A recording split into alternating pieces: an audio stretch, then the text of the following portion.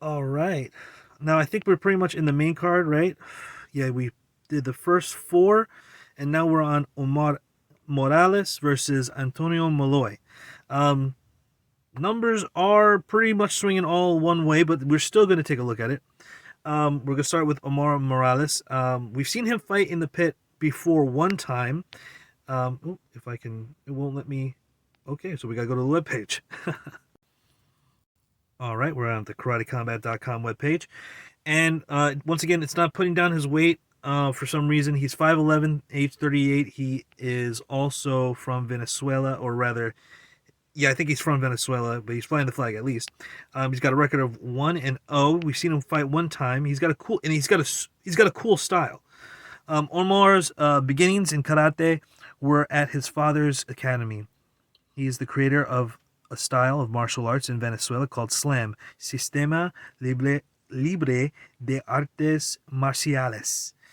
Omar's brother, father, mother, and uncles all karate black belts as well. That's very cool. His father is a multiple-time karate champion in Venezuela and the United States.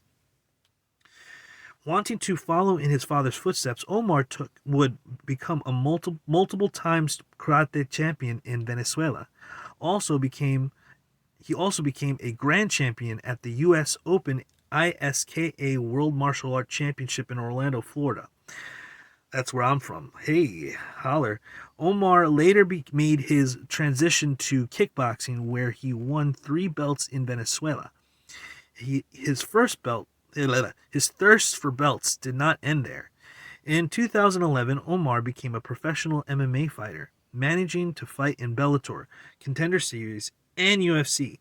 Omar says he has always liked the Karate Combat series because it reminds him of his beginnings in martial arts. Omar knows his father is going to love to seeing him in seeing him fight in this show because he is a big fan of this event. Oh, that's cute. I am very excited about my debut in Vegas on December 15th. Karate style, freestyle karate, welterweight. So he's 170. Leg reach 42, arm reach 73. You got stats all up and down this B. You can check it out. Um, that fight in Vegas, I don't know why they're not linking to it on the page. That's so strange. He fought in the Vegas card. I saw that live. That was awesome. It says freestyle karate on this webpage, but when at the actual event on the visual, it says slam style, which is a type of karate. His father's a karateka. It's his style of karate. You know what I'm saying? You could say slam Ryu, if that's what you want, but or Ryu or whatever, however you want to say it. But he has a karate style. He's from a lineage of karatekas. His family are black belt karatekas. People were complaining. Oh, he said it says slam style. Like, I don't know what karate that is. It's a style of karate. Freaking deal with it. And he has a very. I really like his aggressive style. I'm looking forward to seeing this fight against his opponent. Let's go check him out. All right, we got Antonio Tiger Malloy. He's also a welterweight. It says here he's 165, 5'9", age 32. We've seen him one time in the pit also, and he's 0-1. Let's go check out his page. All right, he started karate at 6 years old, and then would later life transition to taekwondo. From there, he would train in boxing, Muay Thai, American full contact karate, kickboxing, and Brazilian Jiu Jitsu. His combat sports career started with karate and taekwondo, then transitioning to competing in Muay Thai and American kickboxing, Waco full contact, and low kick. Now his martial arts journey is coming full circle by competing in karate combat. Oh, that's so cool. All right. Leg reach 40, arm reach 70, so a little bit shorter on both and leg weight class. All right. Karate style Shotokan he's listing. Okay. He's listing his karate style as Shotokan. Didn't really reflect that in his bio, but I still love to see this. He's got a cool Hebrew tattoo that I'll have to go back and try to read. But among these two gentlemen, I'm going to have to give it to Omar Morales. I think the ads makers are right on this one, and I also want to support Omar and his style. I like to see him fight in the pit. I hope to continue seeing him fight. And remember, who you vote on, they get like percentages based on the people that are voting and supporting them. So it's not just about the ratio and how much you might win.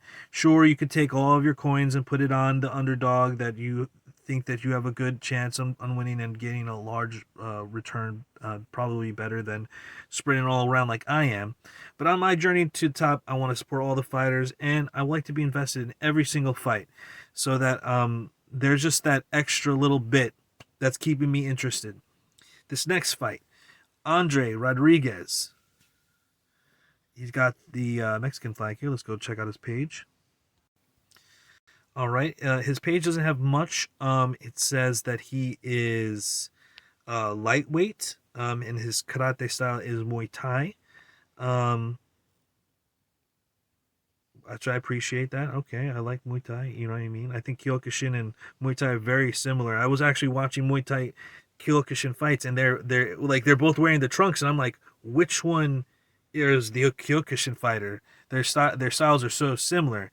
The only reason I was able to like really tell them apart, this was a match in like a series of matches in 1964, is because the Kyokushins, the Kyokushin karatekas, they were going more with the judo throws, and I guess at that time it was more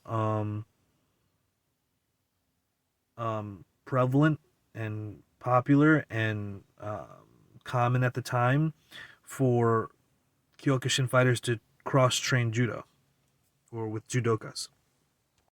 That was a tangent. That was a tangent, but okay. Well, I mean, Muay Thai is a good fighter. It's a good style. Um, we don't know much about this guy, but let's take a look at his opponent, Weber Almeida. He's flying the Venezuelan flag. Weber the silverback Almeida. He's 5'7". Okay. All right, let's take a look at his bio. Weber Almeida started what was inspired to start training karate by his father, who was black belt in the art. He would go on to become a 6-time national champion in the art before transitioning to kickboxing and becoming a Pan American champion in that sport. From there, he would transition to MMA with the help of Chinzo Machida, joining the prestigious lineage of Machida Karate. Oh, so he's Shotokan Army 70. Oh, man. Oh, whoa. Hold on. I didn't know that he trained under the Machida Karate. What? Let's go see what I voted. That's pretty sick. I did not know that Weber Almeida fought under the Machida banner. Wow. That's hard for me to pick against, but I am picking against Weber Almeida with Rodriguez. Did we gotta wait? I don't feel like we gotta wait. Like I'm just, I have a gut feeling. I'm going with it. I would not vote against a Machida otherwise. And if he proves me wrong, obviously I'm gonna be a better fucking fan of him. I'm not rooting against him. I'm just making a bet. Okay, and I'm supporting this guy. I think that once again, Andre Rodriguez, hometown kid, he's flying the Mexican flag. You fly a flag, you fight there, you just have this, this is a power up. It's a power up. It's a times point 0.5. And that's okay. Times 1.5 rather, times 1.5. So it's 1.5 you know what I mean? Power up. Okay? And that might not be a lot. Maybe maybe times 1.2, whatever. But I think that it's enough for the spirit, the fighter spirit, the Budo fighter spirit, to come out of a fighter when their pride is on the line like that. And we'll see if that choice pays out. Okay. Next match, Joelton Lutterbach versus Charles Ontiveros. Ontiveros? I'm not sure if I'm saying any of this right. Joelton, Brazilian Sub-Zero Lutterbach. Brazilian Sub-Zero is this nickname. That's awesome. Brazilian Sub-Zero Lutterbach. Dude, he's 6 foot. Yeah, this dude's tall. He's absolutely jacked. He looks like, you know, the typical what you would think a Brazilian soap opera star would look like. He looks like Paulo Costa and friggin' Ricardo Loronas and a young Vitor Belfort. He's in great shape. Saw him fight at the first kickback, which was just 2 months ago. So this is turning these guys who are fighting in the first kickback. This guy right here, and I don't know if there was another one. This is a quick turnover. He won that fight. It was an amazing fight, very powerful. I think I voted for him last time, and I'm doubling down. I think that winners stay winners. But let's check out his opponent. He kind of looks like a villain in a Street Fighter video game, and I can't place who. Charles, the American bad boy, Ontiveros, the American bad boy. 155. He's 6'2", so he's a little bit taller. Did we look at the our Lutterbach's fighter webpage? Let's go do that. My bad. All right, he fights at welterweight. It says was his last fight. Yeah, he did look thick boy, and his karate style is freestyle karate. No bio. Yeah. He did pretty well. It's like he pretty much hit everything that he threw, and it was pretty powerful. Let's check out the other guy. Oops, missed it. So Charles, the American bad boy, Ontiveros, he fights at 155, and he's 6'2". So he's fighting at lightweight as opposed to welterweight. That's interesting. So there's that. And let's check out his bio. Charles Ontiveros is a lifelong martial artist. Inspired by Power Rangers and Ninja Turtles, he would start his martial arts journey at the age of 6 years old. That's sick. Eventually earning his 4th degree black belt in both Taekwondo and Kempo Karate. Oh, sick. Okay, so we got a Kempo. He fights so he can make a living at what he does. Even when he's not fighting, he spends his time teaching the next generation of karate combat fighters. That's very cool. Style is Taekwondo and Kempo. So, some people don't count Kempo. It's a karate style. Sabaki Challenge counted it as a karate style. I don't understand. Sometimes I go into these weird tangents because people down talk other people's styles. Not even my style, but it is karate. Looks fierce, but he fights at 155 as opposed to Lutterbach, who's 170. So let's go check back on the app. All right. So, as you can see, the odds are all swinging toward him. I'm going with him too. Some people did not to vote on those because it's swinging so one way. Obviously, everybody has a chance. I just think that this guy is very powerful. He looks like he might be a weight class above this guy. I also support him. I also want to support him as a fighter. I want to see him more in the pit. So I'm voting. Some people will opt out from voting because the percentages are so one way.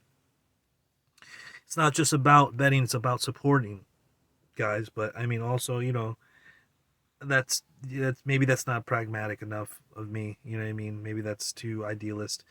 But nevertheless, I also enjoy the extra thrill I get from all the fights by having a bet on it, okay? Or having an up game on it.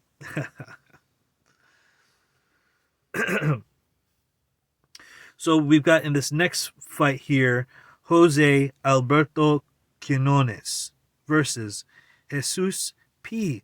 Lopez.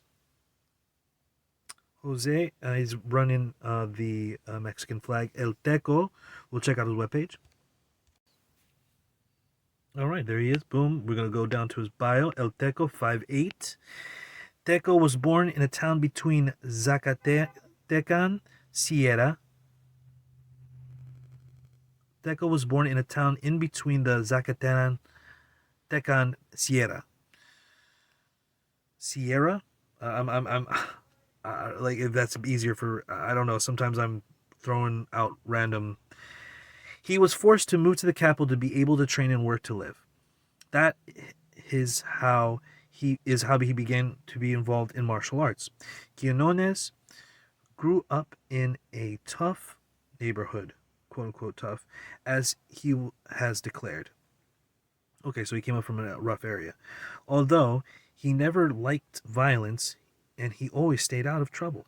He practiced football and soccer during all his childhood until he was a teenager, where he started training boxing, jiu-jitsu, and the Polynesian martial art of Lima Lima. Lima Lama. Ooh, okay. He would then later fully transition to mixed martial arts. He would have a successful MMA career on the regional level in Mexico before being selected for the Ultimate Fighter.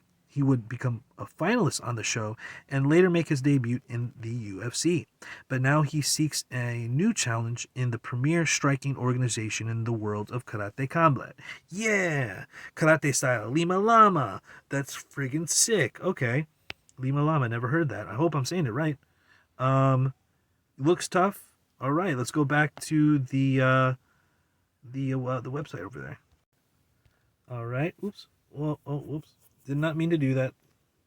Get back over there. Got to hold, press and hold on the face. Jesus Balcarcaja Lopez. I hope I said that right. The Beast. He's fought 8 times in the pit. He's 4-4. He's weighing at 148. He's 36. He's also 5'8", if I'm not mistaken. The other guy was also 5'8". Okay, so he's going 1-1. 1-1. So he's loses one, wins one. Lose one, win one. Lose one, win one. Lose one, win one. Okay, so he's due for a loss, I guess. We're going by that. And I am ignorant enough to make a choice like that. Let's go ahead and pause and check out the website. No bio, but baby, you don't need a bio when you got 8 fights in the league. These hands and their history speak for themselves. Just FYI, guys, you can go check out these videos at any time. His fights are absolute wars almost every friggin' time. Not almost every time. That's why he's fought so many times. Community ranking 1. I don't know what that means, but that's very cool. All right, let's go back to the app. Seems like the odds makers are swinging Jose Alberto Quinones' way, and I am too. But I do know that this fight is going to be a good one. Can we look at one more time, see if we've got a weight on this guy? No weight, but obviously you can go check out the ceremonial weigh-ins, which are going on as I record this video before sunset on Friday night. The 22nd is today's 22nd. Yeah, that's right. March 22nd, 2024. So, I'm going with Jose. I liked his background. Odds makers know something that I don't probably. I look forward to seeing them smash Hulk style in the ring. I don't know, but I think that, yeah, right. He's running the Mexican flag. You know what I mean? I'm gonna give it to the guy who's waving the flag of the place that they're fighting. You know, once again, I think it's a power up. You know what I mean? Even if it's a little bit, it's something. But I look forward to the fight. Either way, it could. I don't know how close it actually is on in terms of paper, because I haven't seen Jose fight before, but I expect this to be a banger for sure. I don't know much about this Jose guy. I'm just going with my gut here, going with the odds makers. This is ignorant picks, guys. ignorant. Okay. And finally, the main card. Baby, can you give me a drum roll, please? Drum roll, please. Drum roll. And is going to be Sam Alvey versus Antonio Arroyo. I've put my largest upgaming vote on this match. I really like Sam Alvey. I also enjoy his fights. I saw him fight in Vegas, and it's also I got to meet Ross Levine, his opponent, who's also a great guy. Sam, he's the heavyweight champion, 205, 6'2". Is he bigger than 205? Maybe, I don't know. Maybe he's weighing in at 205. Sam Alvey, UFC vet, beast. Let's go to the webpage to see if we got a bio. And I always enjoy reading the bios, guys. It's just a little bit of a extra little, know the background, be informed, and we're doing it together, right? As ignorant as it may be. Bio. Wisconsin native Alvey competed in football and wrestling at Waterford Union High School and was a talented musician. Alvey played trumpet in the school's marching band and went on to Lakeland College to play the trumpet semi-professionally. While in college, he would start learning striking at a Kenpo dojo. Also awesome, and began competing in pankration. Wow, that's a Greek style of MMA. He would eventually start training under the tutelage of MMA legend Dan Henderson and fight his way to the highest level of sport. He would develop his own signature techniques, the A-bomb and Alvey Bum Rush. Oh, that's sick. But his namesake would be known as Smilin', since no matter what is happening, you will always see Sam with his signature smile, which opponents have said can be quite disarming in the lead up to the fight. After 35 professional wins, he looks forward to a new challenge in the pit and proving that he is the baddest karateka in the world. He now lives and trains in Tennessee with his 6 kids, 3 dogs, 2 horses, 16 goats, 30 chickens, and his wife, America's Next Top Model, McKay Alvey. That's awesome. His wife also has served in his corner for Sam's career, competing in pankration to the UFC, but she definitely feels right at home cornering him in karate combat, having a quite extensive karate background herself. At Karate Combat 43 in Las Vegas, Sam Alvey became the inaugural Karate Combat Heavyweight World Champion. I was there. That was sick. Awesome. Yes. And I'm looking forward to this match. Let's go check out his opponent. All right, the challenger, Antonio Arroyo, with flying the Brazilian flag. He's got a 2-0 record as well, weighing in at 214. Once again, I don't know if that's accurate with Alvey being 205. That surprised me. He's 6'3". Oh wow, he's tall. And let's go check out his webpage. All right, he's commuter ranking 4. Wow, I don't know what that means. But that must mean something having to do with some of their matches being some of the best matches out there. I think I could. You know what? I'm ignorant as fudge. Don't even quote me. No bio. Karate style Shotokan. Well, whoops. All right. Well, obviously he's had some great matches for him to get himself a shot at the heavyweight title. But once again, Alvey is my guy. So, for my last pick, I'm going with Sam Alvey here. Y'all know why. Saw his matches, seen his UFC fights, saw him become champion. I'm invested now. I want to see him win again. Also seems like a nice guy. I've seen him talk in interviews while he was training at other gyms and talking about other people. It just seems like an overall nice guy. And I appreciate his lifestyle of living on a farm with a beautiful wife. Right, Taylor? Right? Yes, sir. So, we are done with our picks for this match. Yeah. Woo! Sorry for taking so long on this one. I don't know. I feel like I was meandering on there this time, but that's fine. That's fine. You're here for the ignorant picks. You're not here for the meandering. Um, Let me know what y'all think about my picks in the comments below. Um, if you're getting your picks out there, go ahead and share them on Twitter as well with the hashtag KCK2 and $karate, because that enters you into a chance of winning a pot of karate tokens. So just keep your eyes out for that type of thing. If you guys have not joined the Discord yet, go join the Discord, because that's where you're going to get all your Discord information, and there's not a lot of freaking complainers who just are hating all the time. Reddit, Reddit. But we're gonna try to reclaim Reddit too, eventually, with our series that we'll be doing soon. Um, and I think that the karate combat matches all look freaking great. I look forward to every single one of them.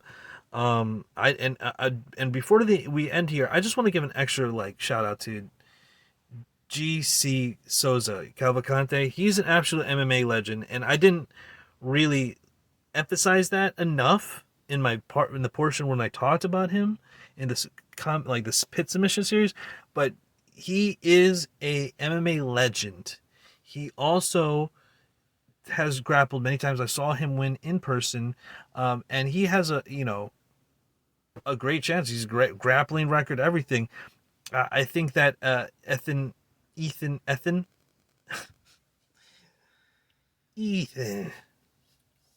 I'm a mission for you.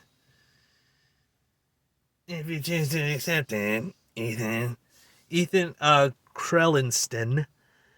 That was a Mission Impossible reference, by the way. If you guys didn't, Ethan. To his credit, he's running a fight sports down in, Deerfield Beach, which is right off of Miami, where I'm sure he's training with all the top fight sports athletes, and this should be a great match. I think Ethan's gonna take it. Same thing with Gregor, who was also a legend in his own right. Not as successful as the other Gracies, but still he's been out there. All right. Anyway, yeah. So those are my choices. Anything left over to say? I want to thank y'all for watching this episode 2. I'll see you in the follow-up. Oh, I gotta sneeze. I will see you in the follow-up and lessons and exploits on Sunday or Monday after the event, where we go over our choices, what we learned from the event, not only about our choices in terms of our bets and our upgaming, but literally what we learned from our martial arts, karate, like what we learned about the people and their spirit, what we learned about what's going on with the community itself, and what happened at the actual event. And we can voice our frustrations, voice our what we think they did, praises, you know what I mean, and just overall just converse, talk about that stuff then. Once again, thank you for watching all the way through. Thank you for supporting. Let me know what you think. Follow me on Instagram, on IG, Arthur Fantastic 1K instead of IC. Holler. This has been Arthur Fantastic's Ignorant Picks for Karate Combat Kickback 2, hashtag KCK2. That is going to be taking place on March 23rd, 2024. So put in your votes if you haven't put them in yet. If you watched this before it's time, you got, according to this, you got 21 hours, but it's going to take me some time to put this up, so who knows. Anyway, have fun, Godspeed, stay up, stay locked and loaded, stay vigilant. Shalom, shalom, peace, in, us.